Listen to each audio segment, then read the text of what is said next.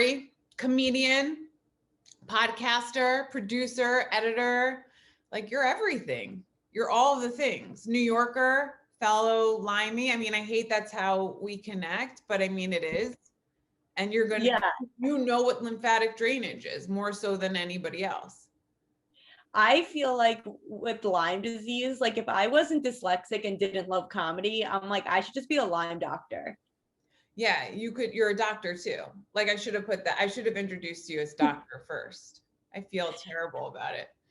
I feel like when you have Lyme disease, you just know so much information and you want to like, you're very what's the word? Empathetic. So you want to help people. But then when you're doing it, you're like, should I just be a doctor? Like I have so much important knowledge. I'm like, no, I guess I'll just like tell people. I don't know. I just, maybe I could be like a funny doctor. I would be really good at running doctors' offices. Like, I would say there are systems that need to be in place. You guys, we need to reorganize here, because I feel like a lot of doctors' offices drop the ball. And sometimes I think, like, if I'm calling, they're like, Tracy's calling again. And like, they do it on purpose. Like, part of me thinks it's on purpose, but I feel like I could be a really good doctor office manager. Maybe that's it. That was like in your past life or your future life. It might be, yeah. It might be this life. Like, in a few years, I just give everything up, soup, switching, and I just go into a doctor's office and say, fuck off, guys. I got this. Yeah, and you just like wear the glasses. Every time I think of like a receptionist, I think of the woman from Monster Inc. Do you remember that character? Yes. And she was like, hi. Yeah, she was like, hi, what do you want? And she's like had the droopiest bottom lip. That's how I just imagine all doctors when we call them. I probably will morph into that soon. Yeah. Because we met the other day and you had so many questions for me, and this is great because now I could ask you so many questions. Okay, I'm excited. You could be nervous too. Oh, I'm nervous. But that's a question. Do you get nervous? You're a comedian. Do you get nervous? I do get nervous before going on stage. I don't get nervous like social situations, and I get nervous still before going on stage. And I also have like fears that like I think normal people wouldn't have. Like most people are like, oh, being a stand-up, that would be my biggest fear. But I'm like, oh, going in an elevator alone is my biggest fear. Right. So, right, we talked about that the other day too, which I think is valid, especially like coming from New York and having to go on so many elevators. I would be scared. But what about, are you more nervous like right before you are about to meet like a really good looking guy on a date, or going up and not sure if your set is good for your show? Definitely my set. Yeah. I don't really get nervous for dates. Like I have a lot of friends who are like, I have this one friend who's really funny. She's like, Tor, like I literally like have an anxiety attack before dates. Like I just can't. Like, how do you do it? And I was like, I don't know. I mean, like I'm good with people. And I mean, yeah, it sucks if like they don't look like their photo, Right. but I always know there's gonna be like something funny I can get out of it. Right. There's always a story. I always used to say that because I used to write. I mean, I hope nobody Googles this because I actually went under a pseudonym, so nobody will know. But I used to write about dates that I went on.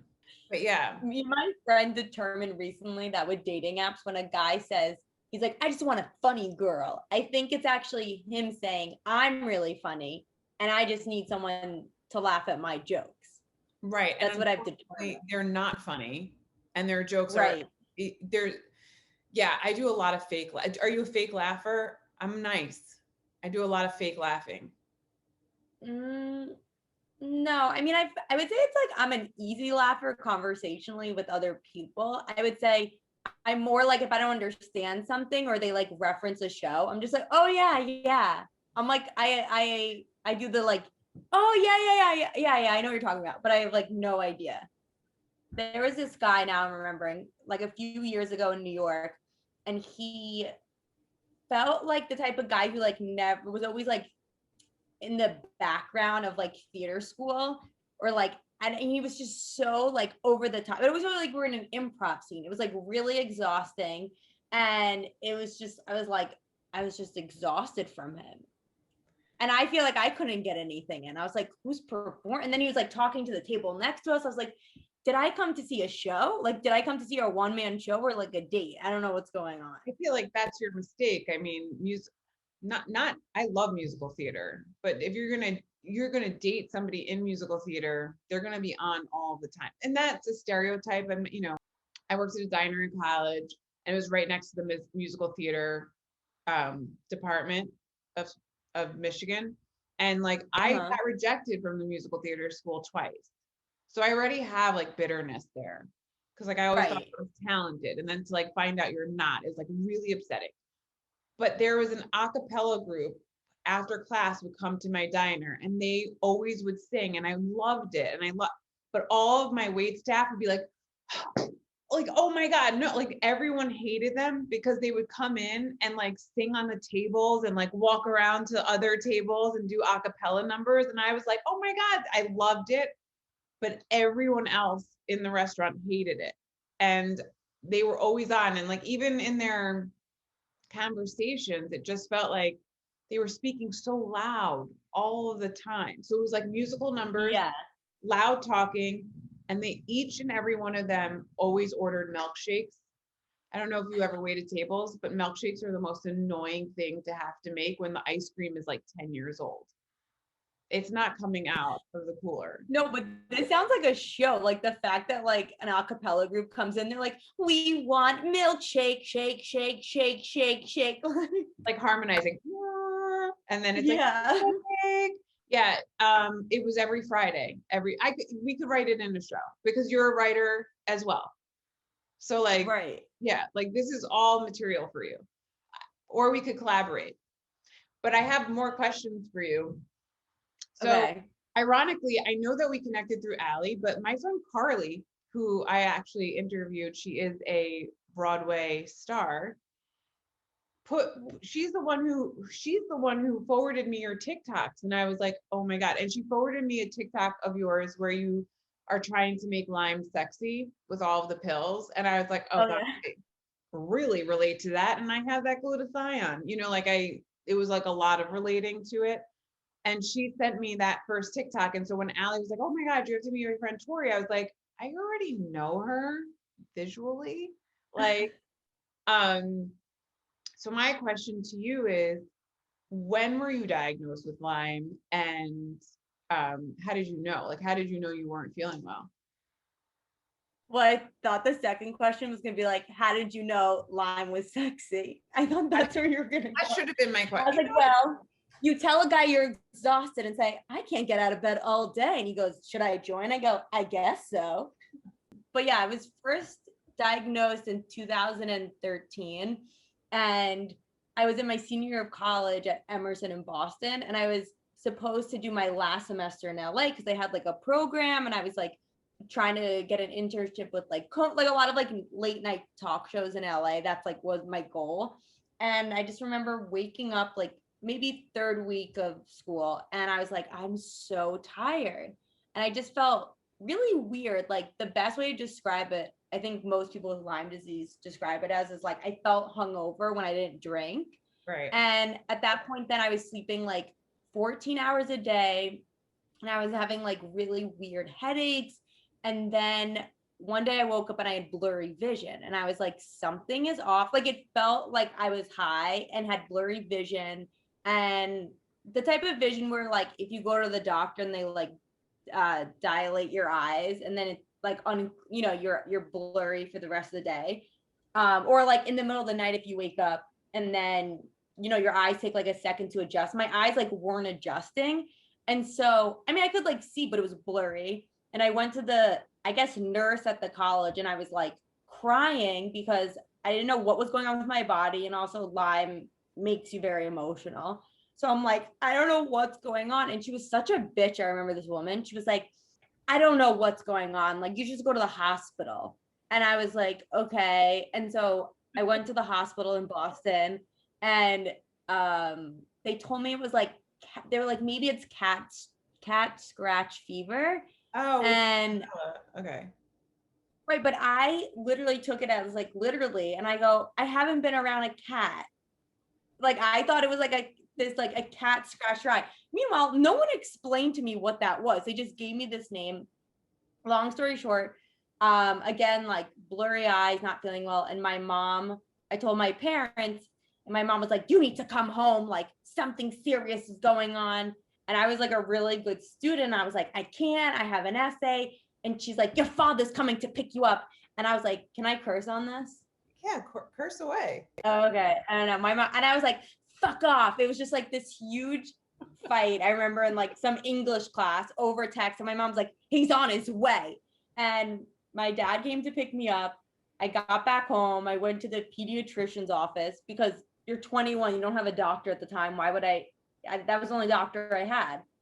You know, when you're 21, it's like pediatrician or OBGYN. Like this wasn't a vagina issue. So right. We went to the doctor and pediatrician. She tested me for Lyme, and like luckily it came back positive. Well, you are. And I just wow, that never happens. And I don't think I've ever talked to anyone that tests positive like first time. It's crazy. I know. I mean, maybe it was like 2 months since I got bit, or a month. I think I got bit in that summer, and it was pretty close to when I went to school. So, and I'll never forget this, like crossing the street in Boston, and like a very common street in the area. And my dad called me and he was like, oh, it's you have Lyme disease. And I remember telling my friend as we were crossing, being like, oh, my dad said I have Lyme. And she's like, oh, my dad has actually had that like 4 times. Like, you're going to be fine. And I just like can't stop like thinking of that, being like, oh, I'll just be fine. This will just be like something you take antibiotics for. Like I really had no idea what this was. Oh, and side note, at the time that summer, I was like hooking up with this DJ in Brooklyn. And I really thought that he gave me like an STD that like no one knew about. So I just remember being like, thank God DJ Cougar Skin didn't give me some weird STD. It's just Lyme disease. So good. And then the thing is, like, everyone else really has sort of goes, I guess. And then I went on like 6 weeks of doxy. I did see an infectious disease specialist, and he was like, who gave me maybe like another 8 weeks of doxy. And then for basically that whole senior year, I wasn't getting better. But again, the doctors just kept telling me Lyme takes so long. And I was like, okay. And then basically I didn't end up going to LA because I was still really sick, but like going to college and stuff. And basically a year later, I got to the point where I like, you know, wasn't taking care of myself. I had like 2 internships at a production company, acting like I didn't have like Lyme disease. I got to the point where like I couldn't walk, tunnel vision, extreme crazy weird anxiety, like agoraphobia, like couldn't leave my parents' house. And then I saw Dr. Raxlin in New York, who was like, I think you need to get a PICC line. Like, you're really sick. And at that point, you know, you're just so happy to like hear about a treatment. Cause I really, at that point, I only went on doxy. And I had stopped taking it at that point for like 7 months. So I went on the IV, like literally a year later, I got like the PICC line in my arm. And then I did IV for about 8 months. And I would say that really did help me like get over the hump.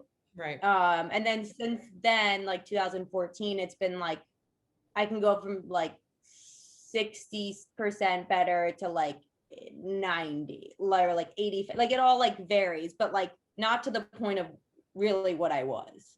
Right. Which was like, can't get out of bed type of thing. And the weird anxiety. But I did have a relapse 3 years ago. And I knew it was a relapse because I was tired, very tired. And also the thought of like going over the Brooklyn Bridge was giving me like insane anxiety. And I lived in Brooklyn. And I was like, oh, like it's back. I just remember being like, the devil's back. It was like a very sad thought. That's crazy. I mean, it sucks, but it's crazy. And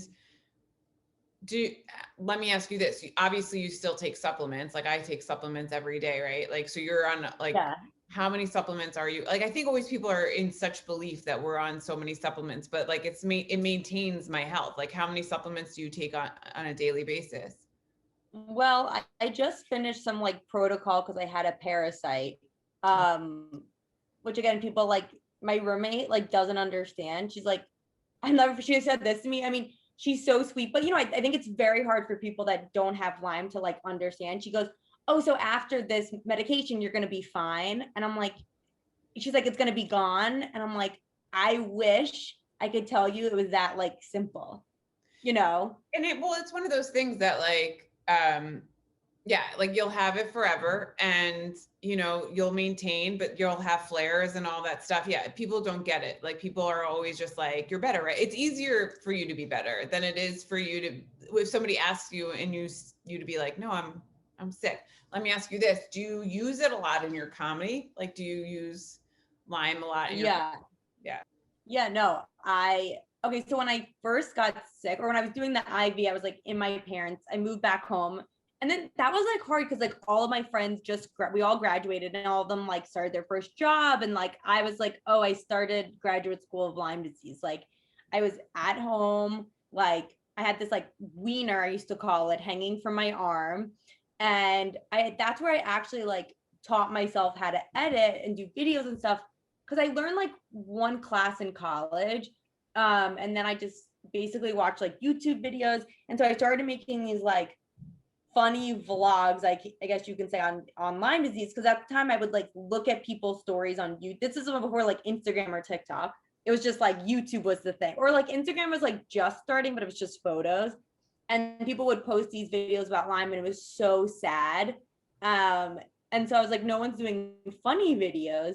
So I started making like funny videos about it. And then I would post them on these like Lyme Facebook groups. And they were really like my only friends at the time because they were the only people that could like understand me. These people that I've like never met before. And people were like really loving them. And it was like gaining some like traction in the Lyme community. But I'll never forget, I did this like man on the street video where I was in Harlem and I like asked people if they heard of Lyme disease and how can I cure it. It was just like stupid. And this, yeah, I'll send it to you. And then this guy, so there was a girl who was 15, like a very sad story, like had Lyme since she was a kid, like homeschooled, but she was like a fan of mine, I guess. And she messaged me one day on Facebook being like, Tori, people are talking shit about you in a Facebook group. And I was like, oh, okay. She's like, I'm going to bring you into the group. Like, I don't want people bullying you. So I was like, okay, which is so funny to like bring someone into a group. It's like, So that you oh, can be bullied. Right.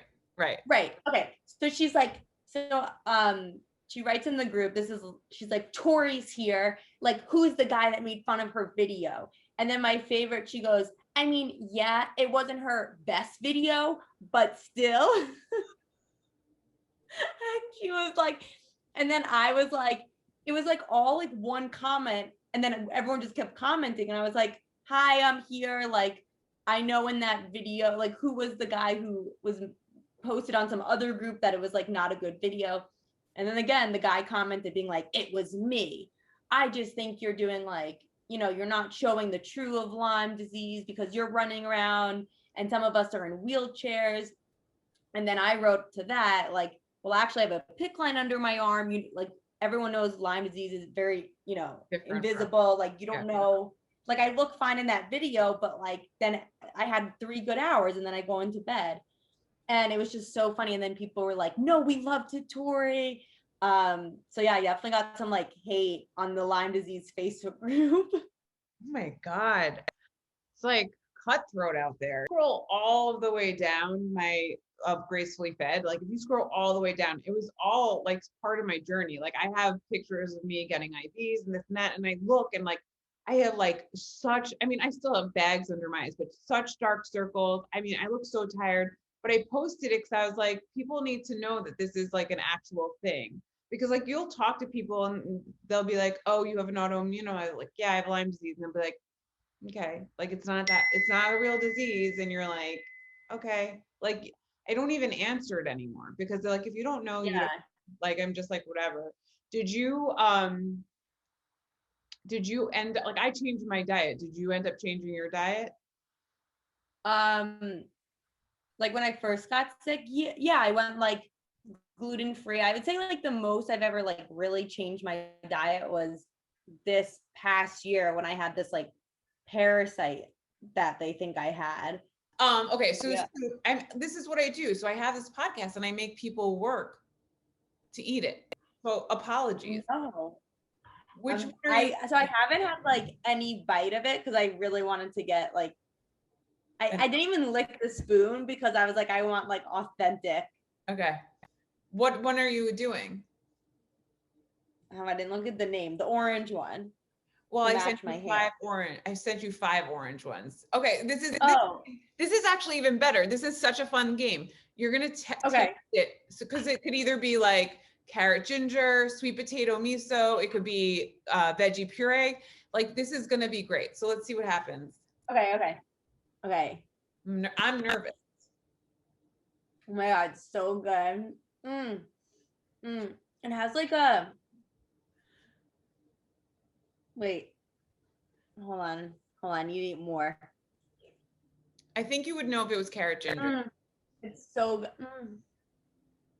I think it's sweet potato. It's sweet potato miso then. So it's because it has like a little bit of spice. Yeah. And a little bit of sweetness. It's miso and like sriracha. Yeah. All I know is it's really good. You could be like, there's a toe in there, but like that makes sense. It's delicious, you know? It's so good. It's really hard. No, and then I had this curry one earlier today, like a bite or a sip of whatever, a sip of it, you can say. But I feel like it's really hard to find like good soup. Yeah. Well, it's not that hard. So thank God for you. Right. So we're actually coming out with like a detox box, not like to lose weight and not, it's just like a reset. And as you know, like somebody who's, hasn't felt well in the past, it's a way to like reset your body from refined sugars, processed foods, and kind of just like, give you a taste of like what eating naturally, organically, like gluten-free, dairy-free is so that you can kind of like do it yourself. And tell me, what, okay, so like what would be like, because I'm really interested, what would be like the morning? Because the thing is with me, I always crave like sweets in the like morning or like at night. So how do you how did you do that? Like stuff that helped me, and it's always, and honestly, it's just like kind of like a suggestion box, like because I don't want to sit there and be like, this is going to work for you and make you. I'm never going to say this is going to make you skinny. This is going to make you healthy. These are all just things that helped me reset how I looked at food. That's really what it is. Yeah. So what my gastroenterologist had me do for those 3 months of liquid diet was start with a shot of espresso. Yeah, I wish. Bone broth, because that heals your, like there's belief that it could heal your gut. So I always had like a little cup of bone broth to start my day. And then I always made myself a blueberry smoothie. I never added banana because when they told me to cut out sugar, they were like, bananas are the worst things you can have. And when you're sick and somebody says that to you, you're like, I'm never touching it, So they said, if you're going to do fruit, make sure it's berries. So I always did blueberries. So it's a blueberry. So then the next thing would be a blueberry smoothie. I always added collagen because I always had joint issues and like had trouble walking. And then I did like coconut milk or oat milk or whatever milk that you want. And I ate that, all the time. So you would start with your bone broth, your blueberry smoothie, and then I give you lunch suggestions with recipes that I use for myself and soups. And then I'm going to include taco seasoning. It's like our gracefully fed blend, so that you could either put it on salmon or ground meat. And I kind of explain how to do that really easily. And then the last thing we would add to that is our vegan chocolate chip cookies, so that like each day of the reset, you have a treat, because I also don't think it's so nice. Well, I don't think here it is. No, I just think that you shouldn't deprive yourself of having, dessert or whatever. And if you're going to do it, at least do it that without the refined sugar. And that's something that we can offer. No, Sorry. the soup is just so good. Thanks. I think I'm so glad I have so much. But we also discussed, and I feel like you would be good at pitching it, like a road rules real world challenge like show for the chronically ill. Yes. I used to love Road Rules. First off, it's such a tongue twister. Road Rules Real World Challenge, right? I used to love it. I never wanted to be on it because I'm like, even before the Lyme, I was always like scared of everything. Oh my But God. I was saying that we should pitch like a autoimmune version where you just do like daily challenges. Like, all right, today you can't take a nap at 5 o'clock, and everyone's like, no. Instead of like being buried alive for 5 hours, which is what they did on the show, it would just be like, today you have to have sugar. Everyone's like, stop, it's gonna mess me up for years. Like run a mile without compression socks. Just don't wear your compression socks today. See if you faint. You could have you, me. I'm sure there's like, I'm sure I know some other like we'll do a casting call. How's that? I'm sure some people would. I love it. Like, how sick are you? Like, I just give us the rundown of how sick you are. Yes, I like this idea. I mean, if they're really sick, like they won't, like, we'll try to get somebody who's like on the verge of remission. I don't know why that made me laugh. Like they're on the verge of remission. Like they have their pick out at least, or we have people with their pick lines, you know, like I'm not going to discriminate. That is something I will not do. Like if we're not discriminating. You could run with your pick line. Yeah, they can do it. They can have maybe like an advocate with them to help. I don't know. We have to like figure out the rules, but right. I think this sounds good. Like I've done a lot of things. Like if you could pee with your drip, you could run with your drip. Do you know what I mean? Right. I agree. It's like the Amazing Race type of thing. Oh, 100% like I've always wanted to do that too. I actually auditioned for the Amazing Race with my ex-boyfriend, and he made the show, and they asked him to find a new partner. What? Yeah, it was devastating. And okay, I'm gonna work on I need to like rewatch some Real World Road Rules to like get like the full inspo again. I haven't seen it in a while, but you told me there's new episodes, right? There's new episodes, and they just did an All Stars, and I fully recommend that, where they All Stars from like back in the day come and like do challenges, and it made me laugh because number one, the music is phenomenal. Like whoever did the music for this is like it's all music from my generation, and then also it's all like these celebrities that I knew from watching real world road rules. And then on top of it, like they're all like DQing like on every thing, and all their testimonials are like, dude, I'm 40. Like I can't breathe. I can't. And I am like laughing so hard because I get it. What channel is it on? Is it MTV? Paramount Plus. I wonder if I have that. I had to buy it. I did it. You know what? I'm all about streaming services now. I think we should start with getting you to do like a hike. Oh my God. Okay. We could honestly, we could start there. We could videotape you. Like we'll take you to Runyon.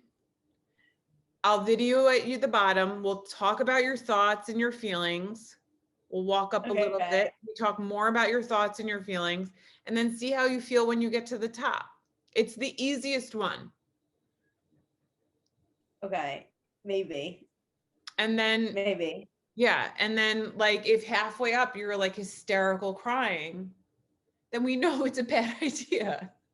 Then we know we've made a mistake. I love how we have to like test it. But we're documenting something that's really important. Okay. See, if you say the word like filming, I'm like, okay, I'll be down for it. Right. Like if we document you taking a hike as part of the Road Rules Real World Challenge for the autoimmune community, and and this is how it goes. This is real life, you know. Okay, I'm excited.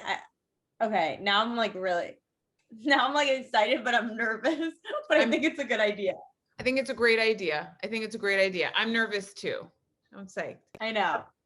All right, I will talk to you soon, and thank you for doing this. And oh my God, Thank you. And thank you for the soups. Yeah, we'll chat soon. Okay. All right. Sounds good. Bye. Talk to you soon. She was Bye. a video switcher in TV at the time. Then whoops, suddenly that girl's got Lyme. Her health is back on track 'cause she switched up her diet.